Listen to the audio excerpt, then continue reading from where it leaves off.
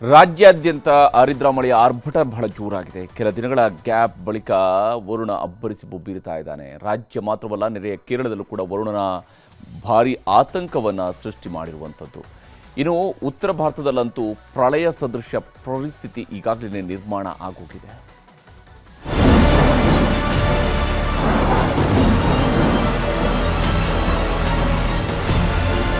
ಕರುನಾಡಲ್ಲಿ ಶುರುವಾಗಿರೋ ಆರಿದ್ರ ಮಳೆ ಅಬ್ಬರ ಅಲ್ಲೋಲ ಕಲ್ಲೋಲವನ್ನೇ ಸೃಷ್ಟಿ ಮಾಡ್ತಿದೆ. ಊರೂರಲ್ಲೂ ನೆರೆ ನುಗ್ತಿದ್ದು ಜನರ ಬದುಕು ಮೂರಾಬಟ್ಟೆಯಾಗಿದೆ. ಮನೆಯಿಂದ ಹೊರಗೆ ಕಾಲಿಡೋದಕ್ಕೂ ಜನ ಹೆದರ್ತಿದ್ದು, ಎಲ್ಲಿ ಭೂಮಿ ಬಾಯಿ ಬಿಡುತ್ತೋ, ಎಲ್ಲಿ ಮರಗಳು ಬಲಿ ಪಡೆಯುತ್ತೋ ಅಂತ ಜನ ಜೀವ ಕೈಯಲ್ಲಿ ಹಿಡ್ಕೊಂಡು ಕೂತಿದ್ದಾರೆ. ಹಳ್ಳ ಕೊಳ್ಳಗಳೆಲ್ಲ ದಿಕ್ಕೆಟ್ಟು ಹರಿತಿದೆ, ನದಿಗಳೆಲ್ಲ ಸಮುದ್ರದಂತಾಗಿವೆ. ಕಳೆದೊಂದು ವಾರದಿಂದ ಮಹಾರಾಷ್ಟ್ರದ ಪಶ್ಚಿಮ ಘಟ್ಟ ಪ್ರದೇಶದಲ್ಲಿ ನಿರಂತರ ಮಳೆಯಾಗ್ತಿದೆ. ಇದರಿಂದಾಗಿ ಸಾಲು ಸಾಲು ಅವಾಂತರಗಳು ಸೃಷ್ಟಿಯಾಗ್ತಿದ್ದು, ಖಾನಾಪುರ ತಾಲೂಕಿನ 15 ಗ್ರಾಮಗಳ ಸಂಪರ್ಕವೇ ಕಡಿತವಾಗಿದೆ. ಹಾಲಾದ್ರಿ ಹಳ್ಳ ರೌದ್ರಾವತಾರ ತಾಳಿದ್ರಿಂದ ಬ್ರಿಡ್ಜ್ ಮುಳುಗಿ ಹೋಗಿದೆ. ನೆರಸೆ, ಮಂತುರ್ಗ, ಅಶೋಕ್ ನಗರ ಸೇರಿದಂತೆ 15 ಹಳ್ಳಿಗಳಿಗೆ ಸಂಪರ್ಕ ಕಲ್ಪಿಸುವ ರಸ್ತೆ ಸಂಚಾರವೇ ಬಂದ್ ಆಗಿದೆ. ಬೆಳಗಾವಿ ಜಿಲ್ಲೆಯಲ್ಲಿ ಸುರಿತಿರೋ ಮಳೆರಾಯ ಚಿಕ್ಕೋಡಿ ಜನರನ್ನ ಹಿಂಡಿ ಹಿಪ್ಪೆ ಮಾಡಿದ್ದಾನೆ. ಕೃಷ್ಣಾ ನದಿಯಲ್ಲಿ 21,000 ಕ್ಯೂಸೆಕ್ ನೀರಿನ ಒಳಹರಿವು ಹೆಚ್ಚಾಗಿದ್ದು, ದೂದ್ಗಂಗಾ ಹಾಗೂ ವೇದಗಂಗಾ ನದಿಯೂ ಹುಚ್ಚೆದ್ದು ಹರಿತಿದೆ. ಮಹಾಮಳೆಯ ಪರಿಣಾಮ ಕಾರದಗ ಗ್ರಾಮದಲ್ಲಿರೋ ಬಂಗಾಲಿ ಬಾಬಾ ದೇವಸ್ಥಾನಕ್ಕೆ ಜಲ ದಿಗ್ಬಂಧನ ಹಾಕಲಾಗಿದೆ. ಬೆಳಗಾವಿಯಲ್ಲಿ ಮಹಾಮಳೆ ಬೀಳ್ತಿದೆ.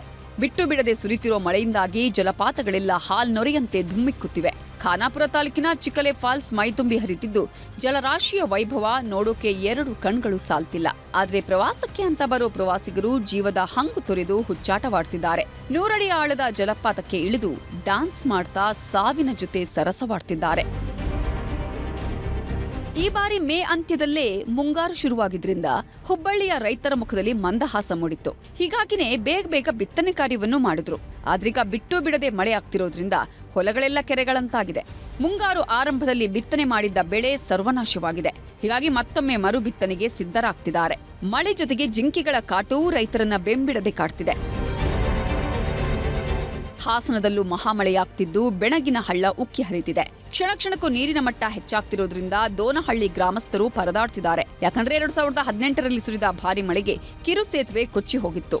7 ವರ್ಷವಾದ್ರೂ ಇನ್ನೂ ಹೊಸ ಸೇತುವೆಯನ್ನೇ ನಿರ್ಮಿಸಿಲ್ಲ.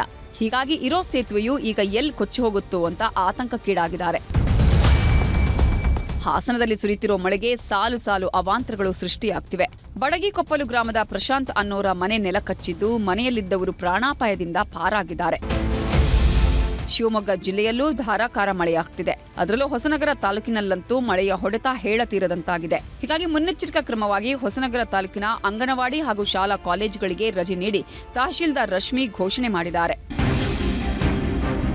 ಉತ್ತರ ಕನ್ನಡ ಜಿಲ್ಲೆಯಲ್ಲಿ ಮಳೆರಾಯ ಆರ್ಭಟಿಸುತ್ತಿದ್ದಾನೆ. ಜೋರು ಮಳೆ ಜೊತೆಗೆ ಕಡಲ ಅಲೆಗಳ ಅಬ್ಬರವೂ ಜೋರಾಗಿದೆ. ಗಾಳಿ ಮಳೆಗೆ ಮೀನುಗಾರರ ದೋಣಿ, ಬಲೆಗಳೆಲ್ಲ ದಿಕ್ಕಾಪಾಲಾಗಿವೆ. ಕಡಲು ಪ್ರಕ್ಷುಬ್ಧ ಆಗಿರೋದ್ರಿಂದ ಮೀನುಗಾರಿಕೆಗೆ ಸಂಪೂರ್ಣ ನಿಷೇಧ ಹೇರಲಾಗಿದೆ.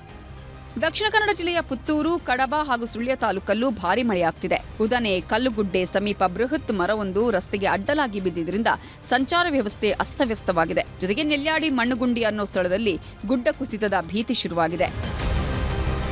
ಕೇರಳದಲ್ಲಿ ಭಾರಿ ಮಳೆಯಾಗಿರೋದ್ರಿಂದ ಕೆಆರ್ಎಸ್ ಡ್ಯಾಂ ತುಂಬಿ ಹರಿತಿದೆ. ಕಾವೇರಿ ನದಿಗೆ ಭಾರಿ ಪ್ರಮಾಣದ ನೀರು ಹರಿಬಿಡಲಾಗ್ತಿದ್ದು, ಶ್ರೀರಂಗಪಟ್ಟಣದ ಪ್ರವಾಸಿ ತಾಣಗಳಲ್ಲಿ ಎಚ್ಚರಿಕೆಯಿಂದ ಇರುವಂತೆ ಸೂಚನೆ ನೀಡಲಾಗಿದೆ. ಜೊತೆಗೆ ಪಶ್ಚಿಮ ವಾಹಿನಿ, ಗೋಸಾಯಿ ಘಾಟ್, ಸಂಗಮ ಸೇರಿದಂತೆ ನದಿ ಪಾತ್ರದಲ್ಲಿ ಹೈ ಅಲರ್ಟ್ ಮಾಡಿದ್ದಾರೆ. ಕೇರಳದಲ್ಲಿ ಮಹಾಮಳೆ, ವಯನಾಡಲ್ಲಿ ಗುಡ್ಡದ ಭೂತ. ಜಮ್ಮು, ಹಿಮಾಚಲ, ಗುಜರಾತ್ನಲ್ಲಿ ಅಲ್ಲೋಲ ಕಲ್ಲೋಲ.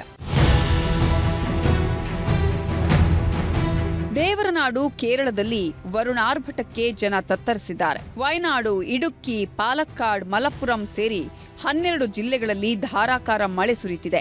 ಈ ಮಧ್ಯೆ ಕಳೆದ ವರ್ಷ 200ಕ್ಕೂ ಹೆಚ್ಚು ಜನ ಮೃತಪಟ್ಟು ನೂರಾರು ಮಂದಿ ನಿರಾಶ್ರಿತರಾಗಿದ್ದ ವಯನಾಡಿನ ಮುಂಡಕ್ಕೈ, ಚೂರಲ್ಮಲಾದಲ್ಲಿ ಕಳೆದ 24 ಗಂಟೆಗಳಿಂದ ಭಾರಿ ಮಳೆಯಾಗುತ್ತಿದೆ. ಹೀಗಾಗಿ ಈ ಬಾರಿಯೂ ಪ್ರವಾಹ, ಭೂಕುಸಿತದ ಭೀತಿ ಎದುರಾಗಿದೆ.